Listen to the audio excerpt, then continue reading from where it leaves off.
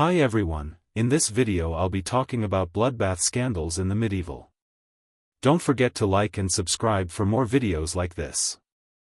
The Middle Ages are considered one of the darkest centuries in European history.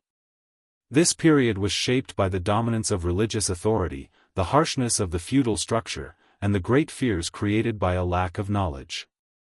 During this time, people attributed every inexplicable event to supernatural powers, and the lack of information about health and medical helplessness caused panic even in the face of the smallest crises.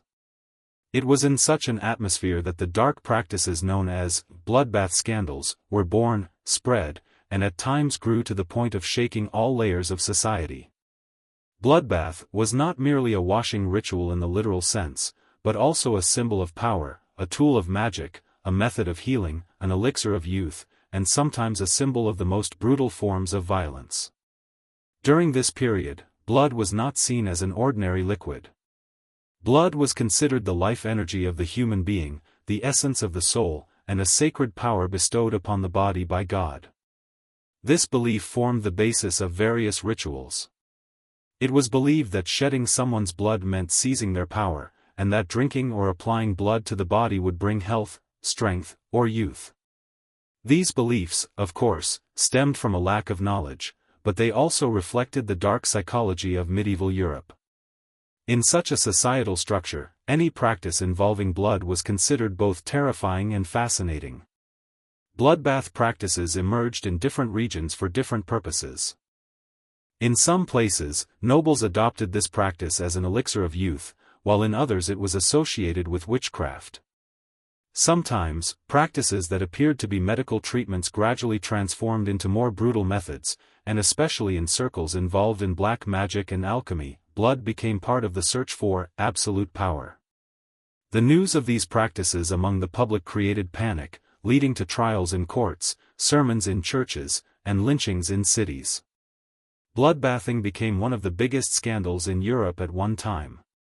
Among these scandals, the most attention-grabbing were claims that aristocrats bathed in the blood of young virgins, the belief that sorcerers performed rituals with the blood of children, alchemists experimenting with blood to create elixirs of immortality, the panicked use of blood as a remedy during plague epidemics, and some cults adopting blood as a sacred symbol and consuming it in secret rituals are all examples of such practices. Some of these are documented events in historical sources, others are rumors born from a combination of fear, superstition, and gossip. However, the results were the same: they created widespread distrust, fear, and paranoia in society. For example, rumors that women rejuvenated themselves by bathing in blood were quite common even in the Middle Ages. The legend of Countess Elizabeth Bathory, which emerged much later, is actually a continuation of these earlier medieval rumors. Medieval sources claim that many noble women were purified with blood, beautified with blood, or prolonged their lives by drinking blood.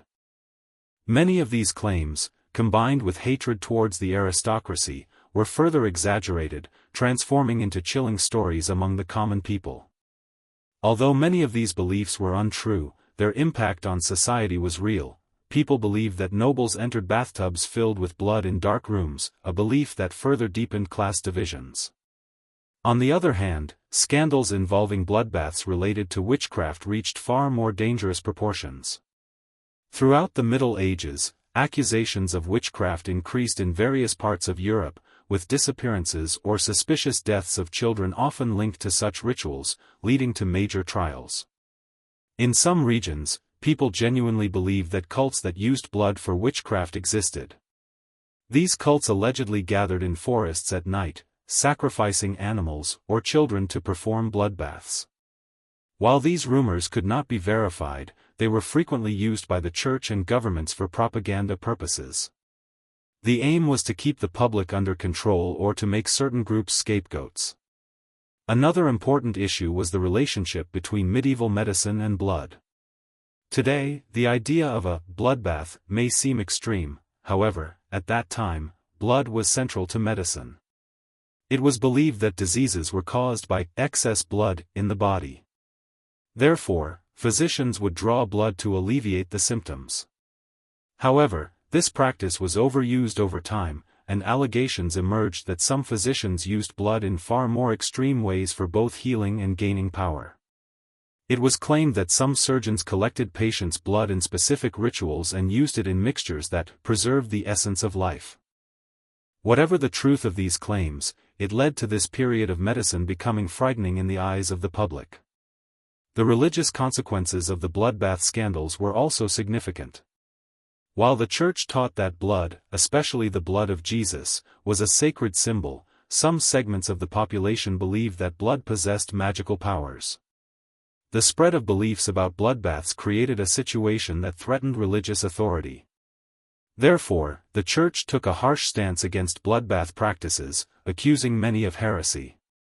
These accusations sometimes genuinely involved the use of blood, however, more often they were slanders leveled against rival groups for political or economic reasons. All these events combined form a vast, dark history of bloodbath scandals in the Middle Ages, a blend of actual practices and terrifying myths. These scandals deeply shook European society, created distrust among people, served as material for political games, became central to religious debates, and negatively impacted the progress of medicine for a long time. Blood became both a sacred symbol representing life and a symbol of death, witchcraft, murder, and madness. Looking at the psychological panorama of the Middle Ages, every scandal involving blood is actually an outward expression of the internal fears of the time. In the Middle Ages, the obsession of the nobility with youth and beauty is just one of the dark aspects of the political power structure, social hierarchy, and aesthetic sensibilities of the time. The methods employed to gain power, appear attractive, perpetuate the noble family lineage, and acquire prestige within aristocratic circles sometimes reached unimaginable extremes. The pressure on the appearance of noble women, in particular, led them to magical rituals, secret practices, and sometimes even audacious applications involving blood. Much of what is described in this section is based on rumors, court records, church writings, or folk tales found in historical documents. However, these are crucial for understanding the social mentality of that era. Rumors of nobles bathing in blood continue to appear in the dark narratives of European history even today. The source of these rumors actually goes back much further, to the ancient quest for the elixir of youth. Even in ancient Greece and Rome, it was believed that the blood of young people carried a kind of life energy. The warmth and freshness of the blood were considered indicators of life force. This belief persisted throughout the Middle Ages, both among the common people and the nobility. The nobility had far greater access to magical texts, mystical teachers, and secret practices than the common people. Therefore, rumors of blood baths became frequent gossip, especially in court circles. Many medieval sources indicate that the blood of young girls was believed to have healing properties. In some regional folk beliefs, the blood of a girl who had recently reached puberty was thought to possess spiritual purity, thus having the power to break spells or rejuvenate.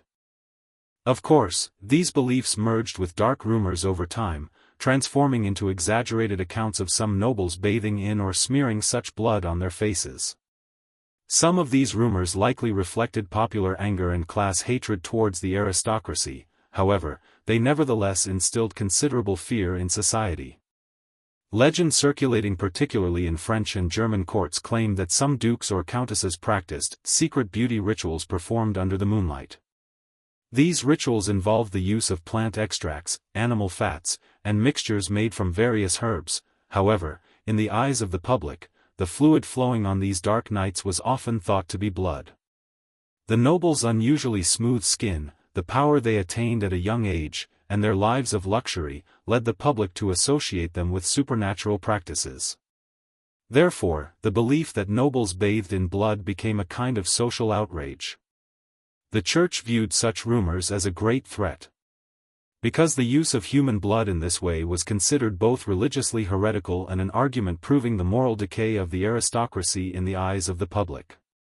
Some preachers openly voiced rumors of nobles bathing in blood, interpreting it as part of satanic practices. Church records indicate that some noble women had forbidden medicinal mixtures prepared, with animal blood or organ fragments added to these mixtures. Even if these records aren't entirely accurate, they demonstrate that the idea of beautifying oneself with blood was a widespread fear in the medieval mindset. Some historians offer more rational explanations for the origins of these rumors. For example, animal blood was frequently included in some medicinal mixtures used for eczema, blemishes, signs of aging, or skin diseases at that time. Doctors believed that the clotting property of blood tightened the skin. Thus, noble women may have used blood-based ointments in their beauty treatments. However, these ointments were eventually interpreted by the public as blood baths, making the rumors far more terrifying than the truth. At this point, it's also important to understand the interior structure of medieval castles. Castles where nobles lived contained large baths, private treatment rooms, and secret corridors for servants. From the outside, this architecture is quite frightening. The thick stone walls, narrow corridors, and the public, unaware of the secret ceremonies taking place inside, easily allowed them to imagine the bloody rituals being performed within. Even a scene of a noble woman indulging in beauty treatments with only herbal oils and ointments in the middle of the night could be described to the peasant outside as a bathtub full of red liquids. So, while the exact source of the rumors cannot be determined, the fearful atmosphere of the Middle Ages facilitated the spread of these stories. Furthermore, in the Middle Ages, beauty was not merely an aesthetic preference but a tool of political power. The more beautiful and youthful a noble woman appeared, the more opportunities she had to forge alliances. Therefore, beauty was not only a personal advantage but also a means of securing the future of the family dynasty. It had become a strategically important element. This pressure led many nobles to come into contact with healers, sorcerers, and secret alchemists. These individuals prepared concoctions resembling elixirs of youth, often adding liquid animal products, and occasionally even human organic matter, to beauty mixtures. When the public heard of these concoctions, they exaggerated their contents over the years, portraying them as blood baths. As a result, accounts of bloodbath scandals among the nobility are part of a dark tradition composed of a combination of real practices, medicinal concoctions, magical rituals, and popular imagination. Regardless of how much is true and how much is exaggeration, these rumors reflect the social mood of medieval Europe, a society filled with fears, sharpened by class divisions, and shrouded in darkness due to a lack of knowledge. The nobles' desire to preserve beauty and youth was seen by the public as the origin of demonic rituals. Thus, the bloodbath scandals became one of the greatest dark legends of medieval Europe. In the Middle Ages, accusations of witchcraft were one of the greatest social hysterias of the time, and claims of blood rituals were at the heart of this hysteria. People believed that witchcraft was behind every unexplained event, especially the disappearance of children, increased deaths during epidemics, or poor crop yields, which were directly attributed to witches. Accusations of witchcraft were a product of a social panic resulting from a combination of fear, ignorance, and religious oppression. As this panic grew, narratives about witches became increasingly darker, and claims of blood rituals spread throughout Europe. The vast majority of the rituals mentioned in this section have never been historically proven. However, in the minds of medieval society, they were so real that people believed these stories, accusing hundreds of people of witchcraft, initiating countless trials, and executing thousands. These stories are still considered one of the most striking traumas in European history. Blood rituals related to witchcraft focused particularly on two themes. Firstly, the belief that children's blood carried pure and powerful energy. The second is the dedication of rituals to the devil. In medieval Europe, children were considered symbols of innocence, and it was believed that their blood possessed magical power. This idea bears traces of an ancient belief from pagan societies. In pagan cultures, it was thought that children's souls were pure, and therefore their blood could be used to ward off evil spirits or summon supernatural powers. Although Christian Europe had banned these beliefs, rumors among the people, combined with the shadows of the pagan past, transformed into darker stories. The Church played a major role in spreading these rumors. Preachers recounted how witches went into the forests at midnight, sacrificed children, boiled their blood in cauldrons, and used these mixtures in their spells. These sermons were, of course, intended to increase religious devotion and keep the people awake against sin. However, in the eyes of the people, witchcraft became completely synonymous with blood-related rituals. The more dramatically the preachers told these stories, the faster they spread among the people. Fear was the most powerful vehicle for these tales. Court records contain forced confessions from some individuals accused of witchcraft, alleging they performed rituals involving blood. Given the torture methods of the time, the veracity of these confessions is quite low. However, the legal system of the era accepted such confessions as evidence. Thus, many people were forced to describe rituals that defied the imagination during torture. Some said they swore oaths to the devil with blood, others confessed to boiling blood in cauldrons, and still others admitted to performing various spells with herbs mixed into the blood. These narratives were seen by the public as strong evidence that witches actually used children's blood. Many regional legends depicted witches attempting to create flying potions using children's blood. This potion was believed to allow witches to fly on broomsticks. Of course, these potions had no basis in reality. However, for medieval people, such stories were both frightening and an effective tool for demonizing the witch figure. In many villages, the disappearance of children was interpreted not as attacks by animals like wolves or bears, but as sacrifices collected by witches for blood rituals. These rumors affected not only women believed to be witches, but also Jews, foreigners, different religious communities, and groups targeted within the power dynamics. Accusations, particularly those known as blood libels, were frequently leveled against Jewish communities. Completely fabricated narratives claiming that Jews killed children and used their blood in religious rituals are among the darkest anti-Semitic slanders in European history. These slanders could escalate into pogroms even with the disappearance of a small child. These events demonstrate that witchcraft hysteria targeted not only individuals but also entire communities. Another reason for the spread of blood ritual rumors was the medical ignorance of the Middle Ages. Peasants, unable to explain the cause of death of a child who had lost blood, tended to attribute such deaths directly to witches. A child's illness, fever, or injury was often seen as a sign of evil spirits. Thus, rituals involving children's blood were a product of both fear and uncertainty, while simultaneously creating a great atmosphere of scandal fueled by social paranoia.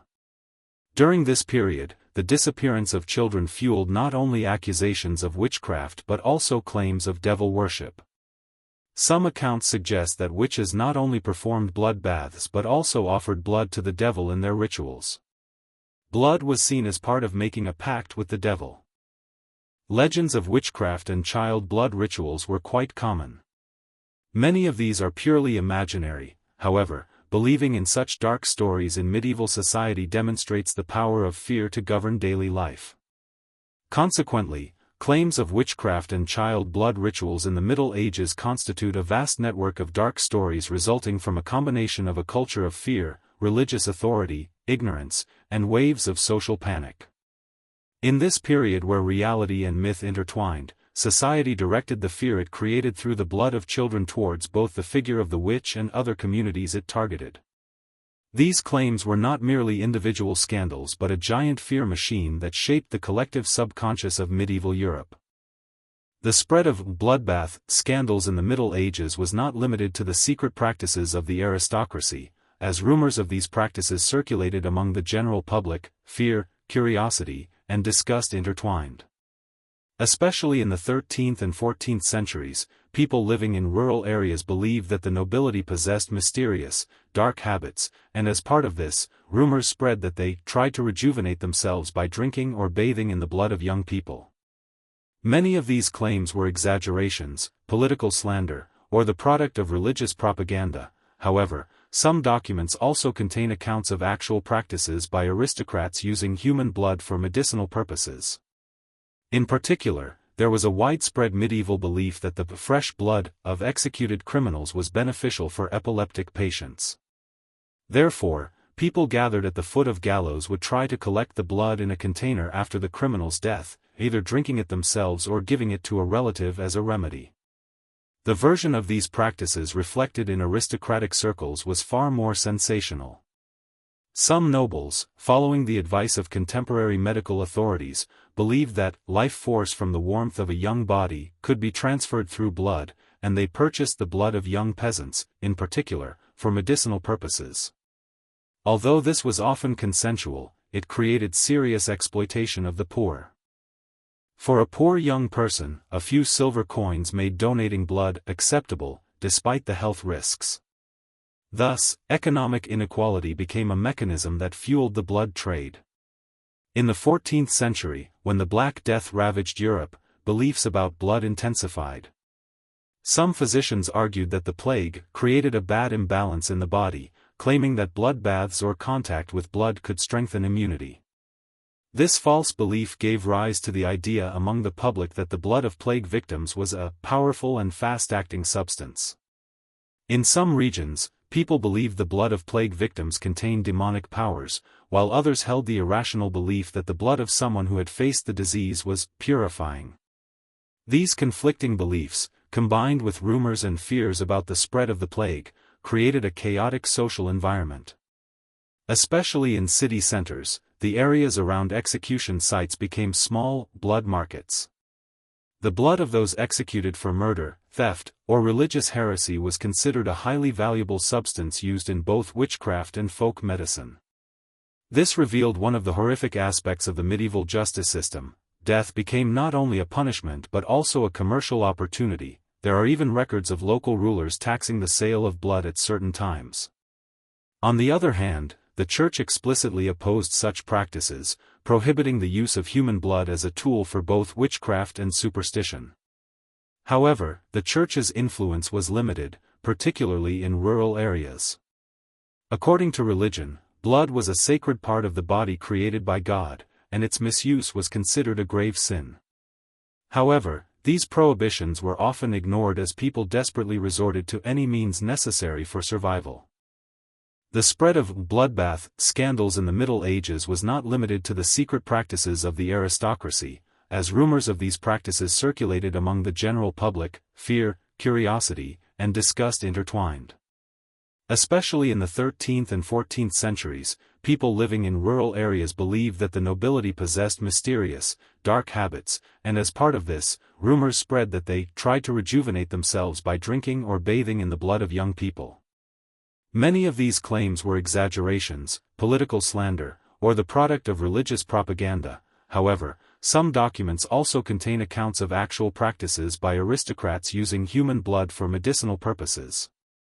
In particular, there was a widespread medieval belief that the fresh blood of executed criminals was beneficial for epileptic patients.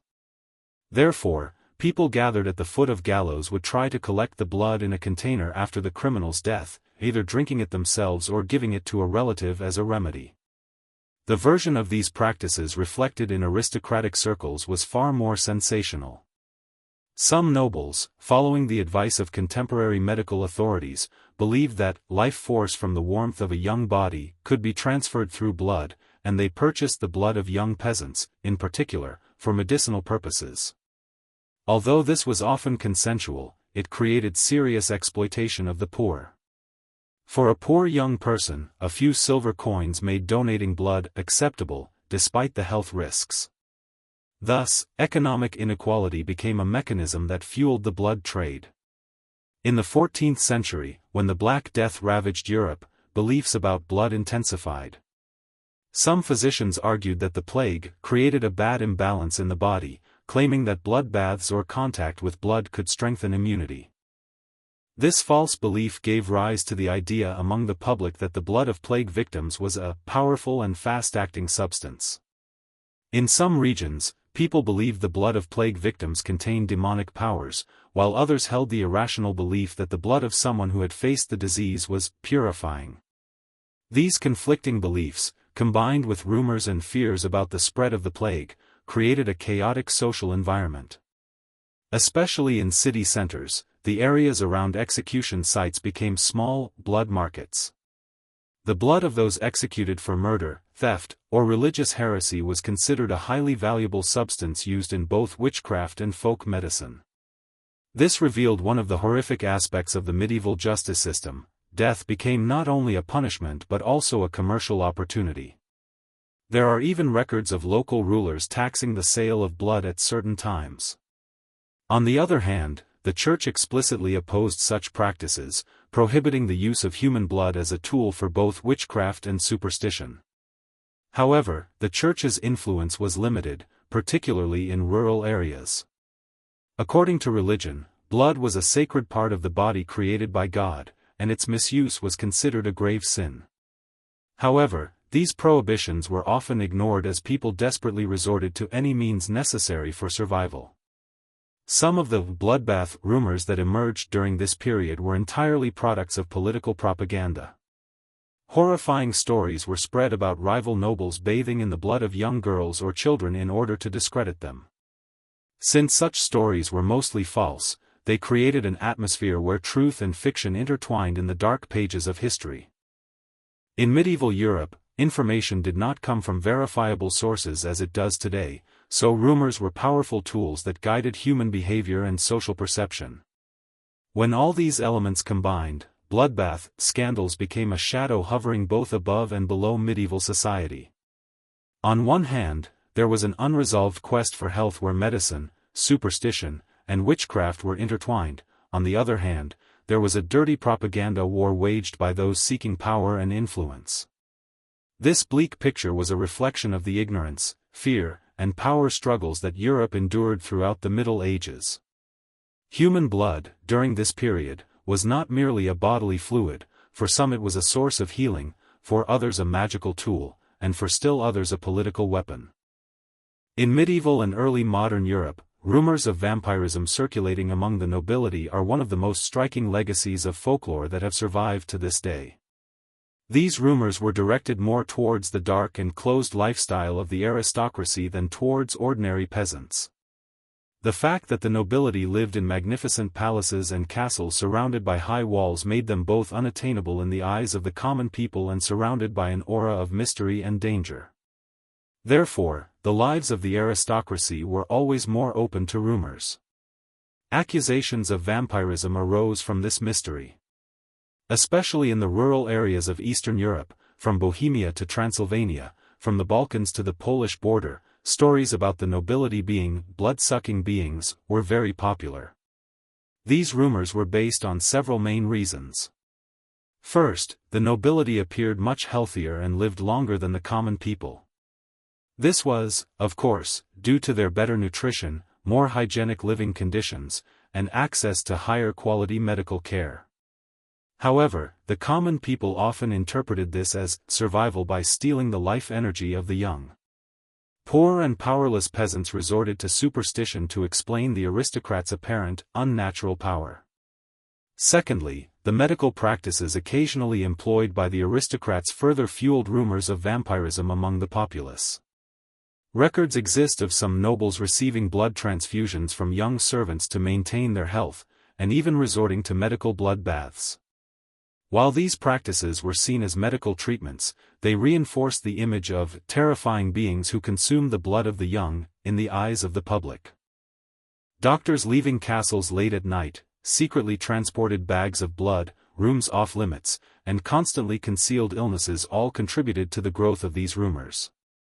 A third factor was the seemingly inexplicable behavioral disorders of the aristocrats. Certain genetic diseases, such as porphyria, could cause sensitivity to sunlight, pale skin, receding gums revealing sharp teeth, and even seizures resembling aggression. This disease was particularly prevalent in certain noble families in Europe due to consanguineous marriages. The public began to view aristocrats exhibiting these symptoms as nocturnal, blood-seeking creatures. Due to a lack of medical knowledge, these physical signs were immediately attributed to supernatural explanations. Another significant factor was the reputation of some members of the aristocracy for extraordinary cruelty.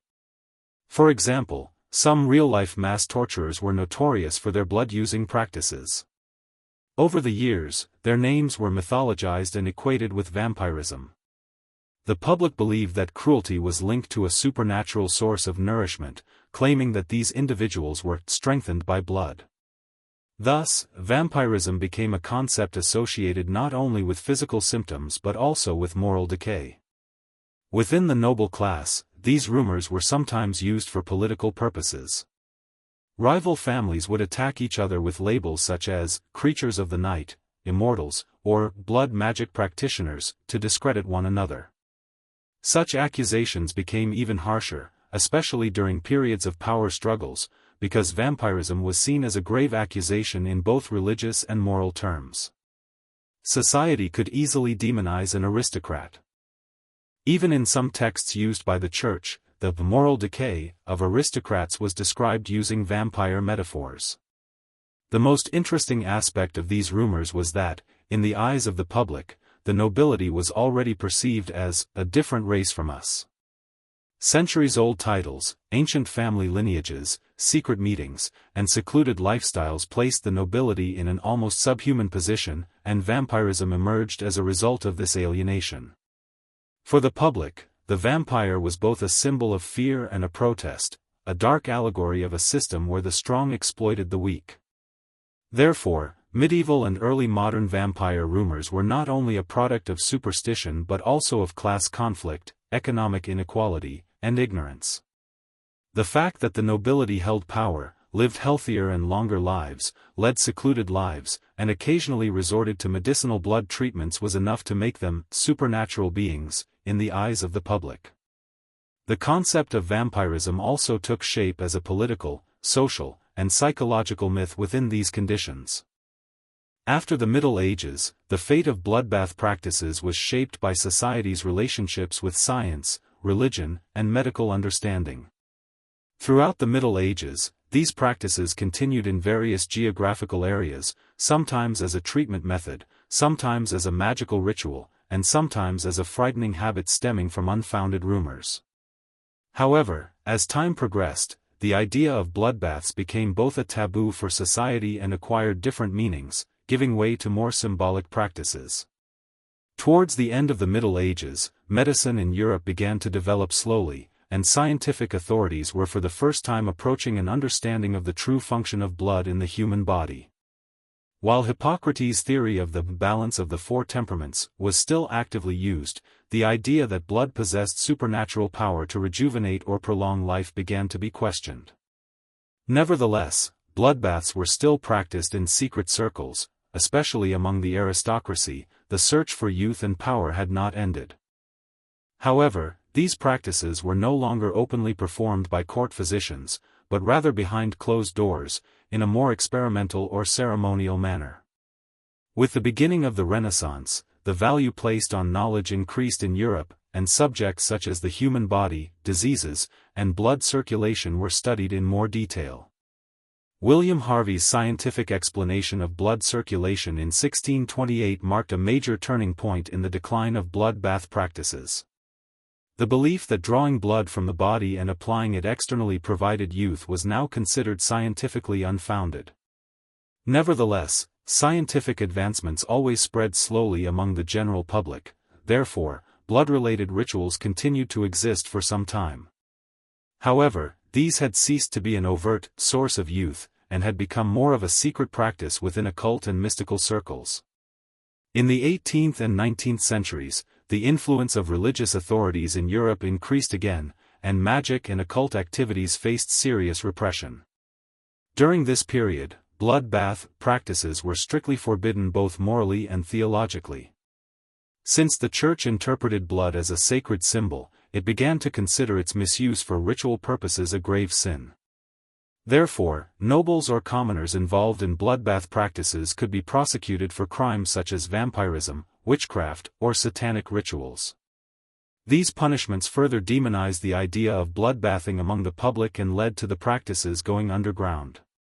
With the Enlightenment in the 19th century, European thought became more rational. Supernatural practices began to be ridiculed. Philosophers who promoted scientific thought characterized rituals like bloodbathing as primitive superstition. During this period, bloodbathing could no longer be practiced openly. Interestingly, however, experimental medical interventions to preserve youth became popular again among the aristocratic classes. Although bloodbaths were not performed, the composition of the blood was examined, various essences were isolated, and attempts were made to associate them with youth.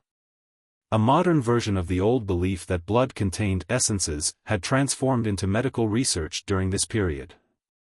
The 19th century is the period when bloodbath legends transformed. Even though no one physically entered bathtubs filled with blood anymore, vampire stories spread further among the public, with newspapers, novels, and pamphlets popularizing these dark figures. Even the emergence of Dracula was a literary reflection of the blood-feeding nobleman image that had persisted for centuries. Where blood-bathing practices had practically ended, the mythological version had only grown stronger. In people's minds, blood baths had become less a medical treatment and more a legend revealing the dark secrets of aristocracy. By the 19th century, blood-bathing practices continued to live on in the dusty shelves of history as horror stories, scandals, and myths. Modern medicine had fully explained the functions of blood, the concept of blood transfusions had become established, and medical procedures had reached scientific standards. Thus, the idea of a blood bath was now considered a completely irrational practice. However, the market left on people's minds persisted, especially through popular culture. In horror films, novels, and urban legends, the blood bath continued to be used as a powerful symbol. While blood continues to symbolize life force, youth, and magic, the figure of the bloodbath has become a cultural element that fuels the theme of making a pact with dark forces.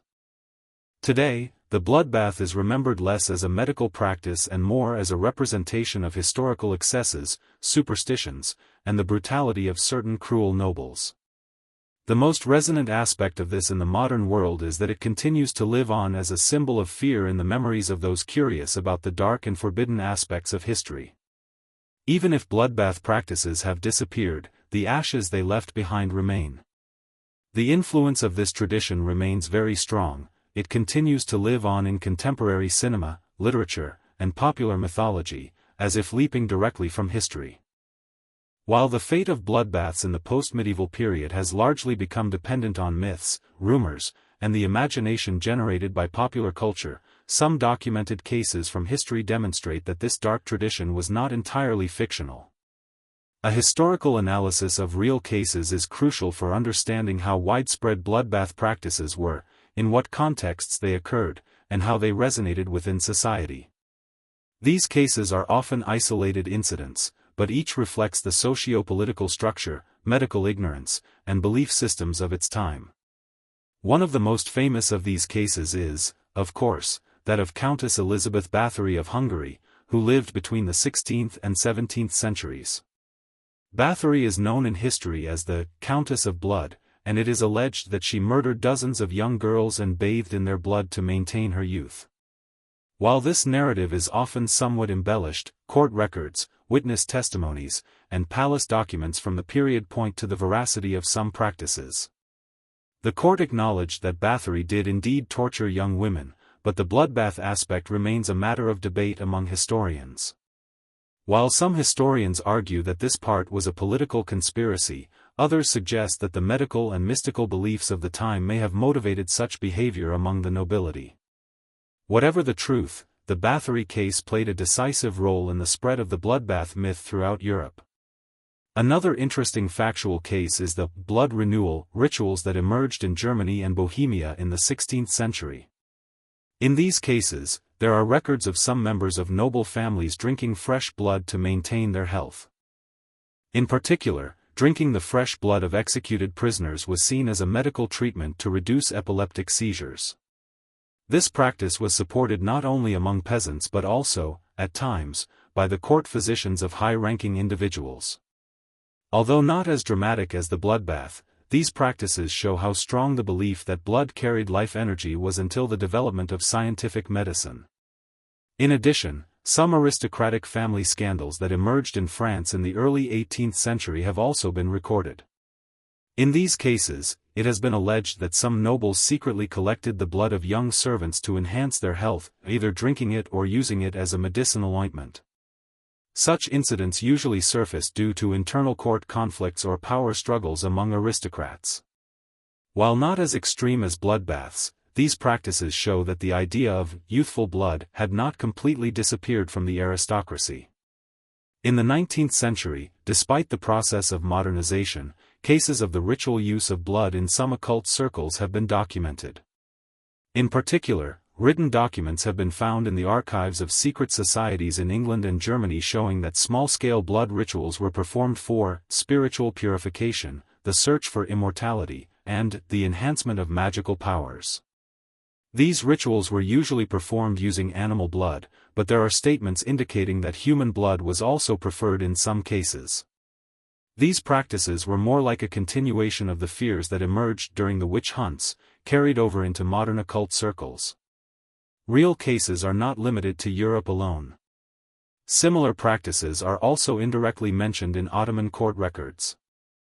There are controversial but intriguing documents suggesting that some physicians prepared medicinal mixtures mixed with blood to strengthen the sultan, and that some Valide sultanas attempted to use the blood of young concubines for healing purposes.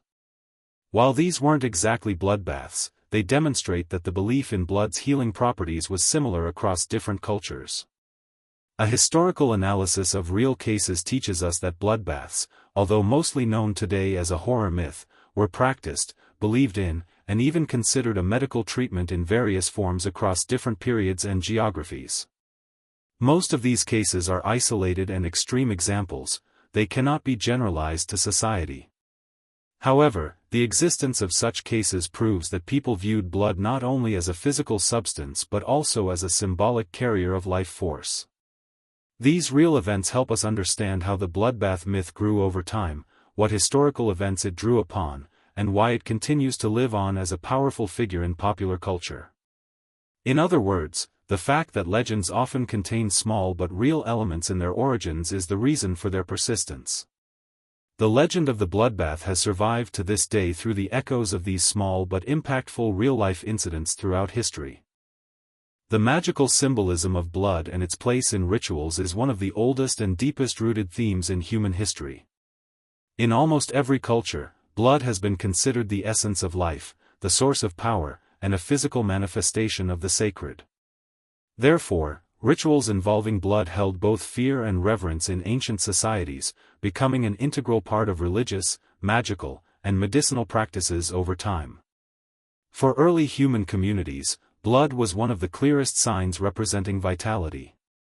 Seeing the blood of an animal or a human flow meant observing the end of life.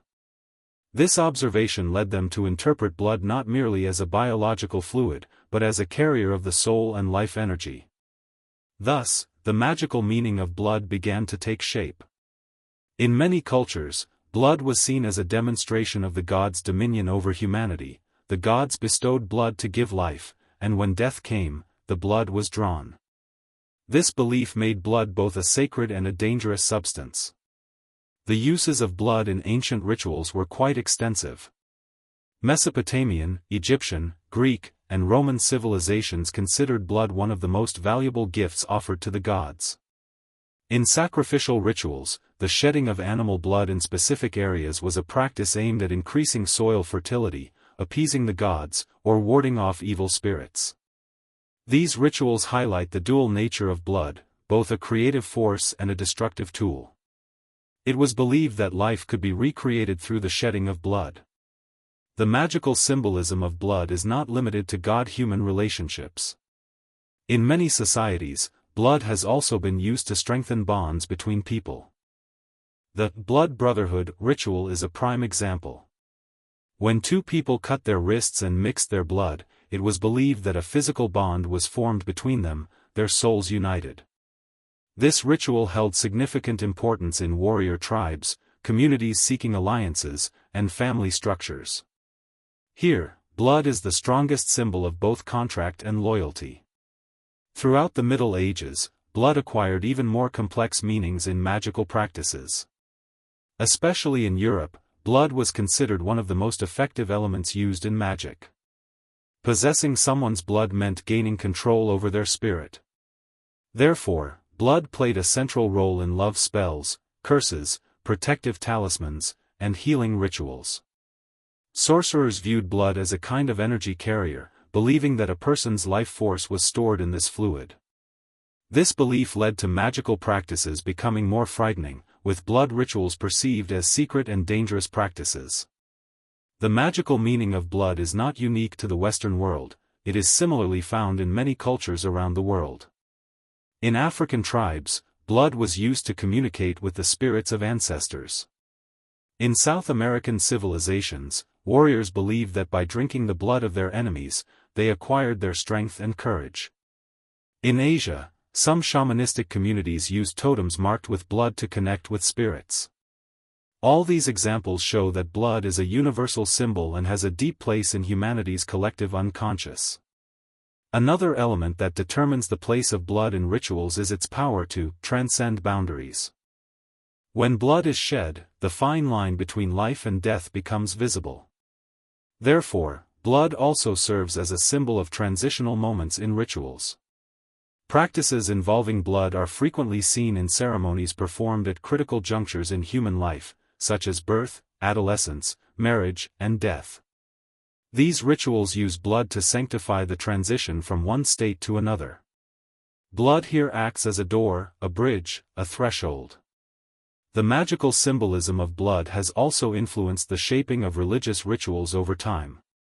In Christianity, the blood of Jesus is central to salvation. The crucifixion of Jesus and the shedding of his blood are associated with the forgiveness of humanity's sins. In Catholic rites, wine represents the blood of Jesus, and the origins of this symbolism lie in much older pagan rituals. Thus, blood continues to symbolize the transformation of life force in religious discourse. All these examples show that the magical and ritual meaning of blood is not unique to past societies. Even today, blood retains its metaphorical meaning. Expressions like blood relation, blood debt, blood feud, being of the same blood, and I didn't warm to them prove that blood still holds a very strong place in human psychology. Blood is still an image in people's minds that represents the essence of life, family ties, loyalty, betrayal, death, and rebirth. The magical symbolism of blood is a product of humanity's efforts throughout history to make sense of the relationship between life and death. Therefore, although rituals related to blood have changed over time, they have not completely disappeared, but have only adapted to new cultural narratives. Medieval bloodbath legends are an example of this ancient practice. It is nothing more than a modern-day horror icon. Blood, as it has been for thousands of years, remains one of the most powerful symbols today, both magically, psychologically, and culturally. Modern psychology views bloodbaths throughout history not merely as a consequence of individual mental illness, but as multifaceted phenomena arising from a combination of cultural, social, and psychodynamic factors. Such cases are a reflection of people's inner fears, desires for power, obsessions with youth, and a need for control. The dual nature of blood, historically signifying both life and death, plays a fundamental role in the background of these obsessions. Psychology views the act of bloodbathing as a ultimate boundary violation. The extreme pushing of both bodily and ethical boundaries signals the existence of much deeper cracks in the individual's psyche. Primarily, the obsession seen in most bloodbath cases stems from a narcissistic personality structure. These individuals tend to see themselves as superior to others. They hold a strong belief that their bodies, lives, and youth are more valuable than others. The idea of rejuvenation through blood or gaining power through blood is an attempt to fill the inner void of the narcissistic structure. According to modern psychiatry, the obsession with youth is not only a physical anxiety but also a mechanism for suppressing the fear of death. Therefore, bloodbaths are an extreme and pathological manifestation of an individual's defense strategy against the idea of mortality. On the other hand, such acts are often linked to antisocial personality disorder. Individuals with antisocial personalities exhibit a lack of empathy, an absence of conscience, an inability to perceive the suffering of others, and a willingness to violate any boundaries to satisfy their own desires. For these individuals, blood is not merely a physical substance, it is a tangible symbol of power, control, and superiority.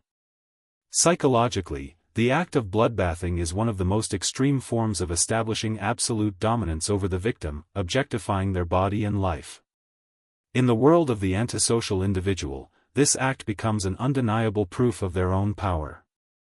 However, modern psychology does not limit itself to examining only pathological individual tendencies to understand such cases, it also takes into account the social and cultural context. Widespread beliefs in the Middle Ages and early modern period that blood had magical or medicinal value reinforced the foundation of individual obsessions. Popular beliefs such as the blood of young girls beautifies, the warmth of living blood transmits life energy, and the spiritual power within the blood passes to its owner, provide a powerful foundation for transforming psychological tendencies into actual actions. Modern psychologists emphasize that in such cases, cultural narratives play a significant role in shaping the direction of individual psychoses. In this context, the obsession with bloodbaths is not merely a personal madness, it is seen as a distorted reproduction of collective symbols in individual minds.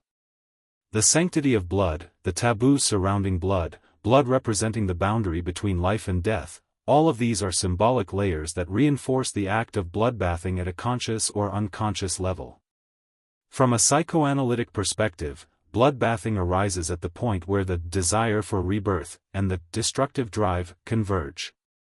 Freud's theories regarding the life and death drives offer an important explanation at this point.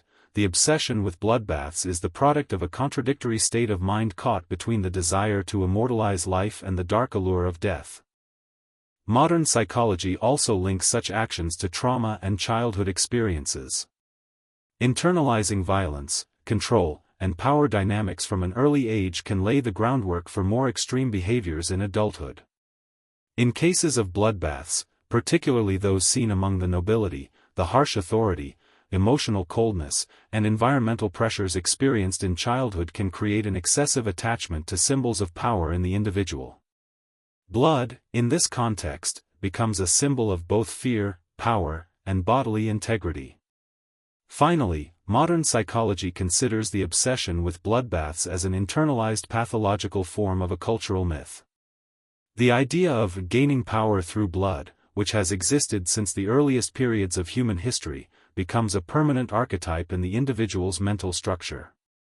This situation, which can be explained by Jung's concept of the collective unconscious, shows that the act of bloodbathing is not only a historical perversion but also a distorted reflection in modern times of an ancient mythological structure rooted deep in the human mind. Today, modern psychology views these actions not as the result of ordinary mental illness, but as a multidimensional phenomenon that reveals the dark potentials of human nature. The obsession with bloodbaths is an expression of a mental structure where personal and cultural layers converge, and fear and desire intertwine at their extremes. An anthropological perspective does not reduce the place of blood rituals in human history to a single period or a specific geography. Blood has existed as a double-faced symbol, both sacred and taboo, both life and death, appearing in almost every stage of human culture. These rituals, extending from prehistoric tribes to modern societies, are part of humanity's effort to decipher and understand its existence. Therefore, bloodbaths, although they may seem like extreme and pathological examples, are actually extreme manifestations of a much older continuity in human culture. The anthropological depth of blood lies at the heart of humanity's relationship with life.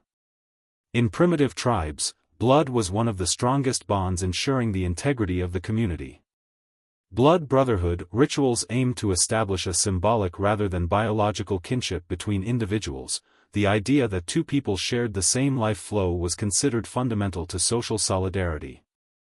In such rituals, the flow of blood was seen as a moment when individual selves dissolved and merged for a time, and the community spirit was embodied. According to anthropologists, this practice is one of the oldest cultural representations of the sacredness of blood. In many societies, blood was considered the most valuable gift offered to the gods. In Aztec culture, human sacrifice was not only a gruesome ritual but also part of a cosmic cycle deemed necessary to ensure the continuity of the universe. Blood powered the movement of the sun, sustained the lives of the gods, and maintained the order of the cosmos.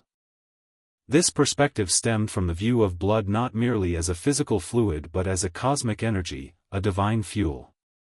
Similarly, in ancient Mesopotamian, Egyptian, and Chinese cultures, blood was a symbol of both divine and royal authority. The belief that the blood of kings was sacred was a symbolic foundation that reinforced the highest rung of the social hierarchy. From an anthropological perspective, another important aspect of blood rituals is its connection to transition rituals. At life's turning points such as birth, adolescence, marriage, and death, blood often appears as a threshold symbol. For example, in puberty rituals, blood was a sign of the transition from childhood to adulthood. This was a powerful symbol showing that not only the body but also social status changed. In ancient societies, even women's menstrual blood was sometimes seen as sacred and sometimes as taboo. This dual perspective further reinforced the complex place of blood in human culture. The continuity of blood rituals is especially clear when looking at shamanic practice. Shamans in Siberia, Central Asia, and North America considered blood a means of communicating with spirits, performing the act of pouring the blood of hunted animals onto the ground as a ritual of thanking the spirits. This practice shows that blood was associated with both the beginning and the end of the life cycle. Anthropologists state that the main purpose of these rituals was to establish a harmonious balance with nature. Blood was a concrete expression of humanity paying its debt to nature and maintaining its connection with it. Although the structure of communities changed over time, the symbolic value of blood did not disappear, it only changed form. Even if blood rituals in modern societies no longer appear in religious or magical forms, they continue to carry a collective meaning in medical practices, blood donation, blood transfusions, tests, treatments. Interestingly, even modern medicine cannot eliminate the symbol of life in blood. The language of blood donation campaigns bears a striking resemblance to the symbols used in ancient rituals: save a life, give life, share your blood. These pronouncements are modern forms of ancient symbols in the subconscious of human culture. Anthropologically, the continuity of blood rituals is rooted in the unchanging essence of humanity's metaphysical quest. Humanity has viewed blood as the most fundamental key in its efforts to unravel the mystery of both life and death. Therefore, even extreme examples like bloodbaths represent the outer limits of this symbolic structure that originates from the depths of human history.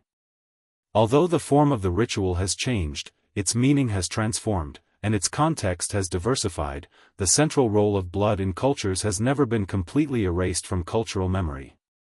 Today, blood rituals appear in forms very different from the brutal practices of the past, but their fundamental symbolic functions remain the same: to preserve life, define identity, hold society together, determine power relations, and make sense of the mystery of human existence. Although human culture has changed, the ritual and symbolic power of blood remains. Anthropological continuity preserves both the sacredness and the taboo of blood, continuing to make it one of the most powerful and oldest symbols in human history. For more informative videos like this, don't forget to like and subscribe. Thanks for watching.